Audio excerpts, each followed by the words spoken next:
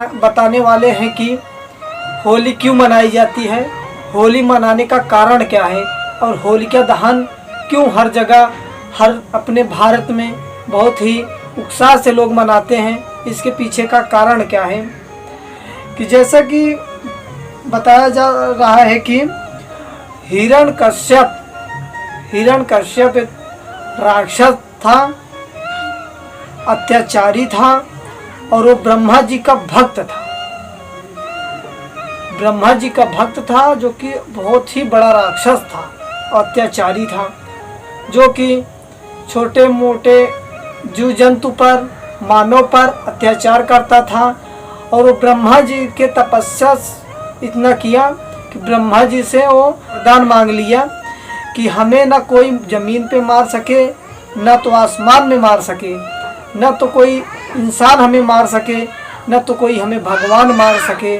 मतलब उसने आपको अमर कर लिया था, उसे मुक्त कर लिया था कि वो मरेगा नहीं। उसके बाद कुछ समय बाद उसके एक बेटा होता था जिसका नाम प्रहलाद बताया जाता था। बेटे का नाम प्रहलाद बताया जाता था।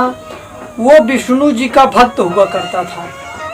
प्रहलाद बचपन से ही विष्णु जी का भक्त हुआ। वो शुरू से ही विष्णु जी के चरणों में अपना सर झुकाया।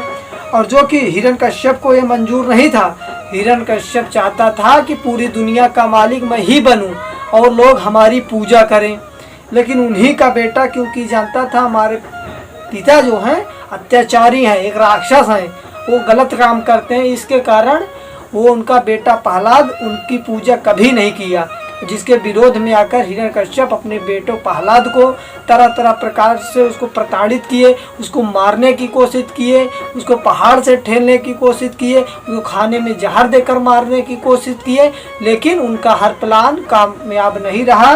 वो विष्णु जी की कृपा से उनका बेटा प्रहलाद हर उनकी चाल को नाकाम करके और अपने जीवन को सफल बनाता रहा। उसके बाद उनकी बहन होलिका थी, हिरण्यकश्यप की जो हिरण्यकश्यप राक्षस था उसकी एक बहन थी जिसका नाम होलिका कहा जाता है। होलिका ने अपने भाई को बताया कि मेरे पास एक ऐसा चादर है जो कि मेरे पास एक चादर है जो कि मैं उसको लेकर मैं अग्नि में बैठ जाऊं तो भी मैं बच जाऊंगी और दूसरा जो मेरे साथ रहेगा वो जल जाएगा। वो पूरी प्लान तय की। उसके बाद तो बहला फुसला कर प्रहलाद को होलिका उसकी बहन हिरण्यकश्यप की वो लेकर उसको अग्नि में जब बैठी तो विष्णु जी की कृपा से वो चादर होलिका के ऊपर से हट के कारण उसी चादर के कारण चादर गलती से हटकर प्रहलाद पर पड़ गई और होलिका जो उसकी बहन थी हिरण्यकश्यप के उससे हटकर प्रहलाद से बची, जिससे कि होलिका उसी अग्नि में जलकर उसके प्राण निकल गए। और जिसके कारण आज हमारे देश के कोने कोने में उसी राक्षसी के चक्कर में उसी राक्षसी को हर बुराई को जलाने के लिए होलिका दहन का मतलब ये त्यौहार मनाया जाता है। और हर बुराई को बुराई तो चलती नहीं, बुराई आखिरी में जलती ही है। तो जिसके कारण सारी बुराइयां उसी होलिका दहन में होलिका दहन हो जाती हैं और होलिका जलकर राख हो जाती है। तो जिसके उपलक्ष्य में हमारे देश के कोने कोने में हर जगह पूरी परंपरा से पूरी रीतो रिवाज से होलिका दहन किया जाता है।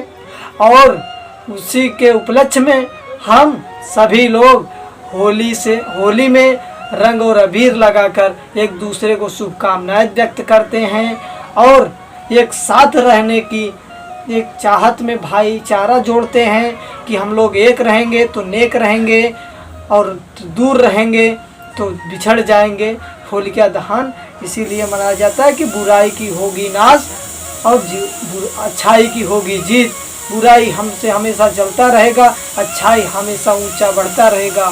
दहन की ढेर सारी शुभकामनाएं आप सभी को व्यक्त करता हूं। हैप्पी होली, खुश रहो, मस्त रहो, होली खेलो, आ गया है होली का त्यौहार। जय श्री राम।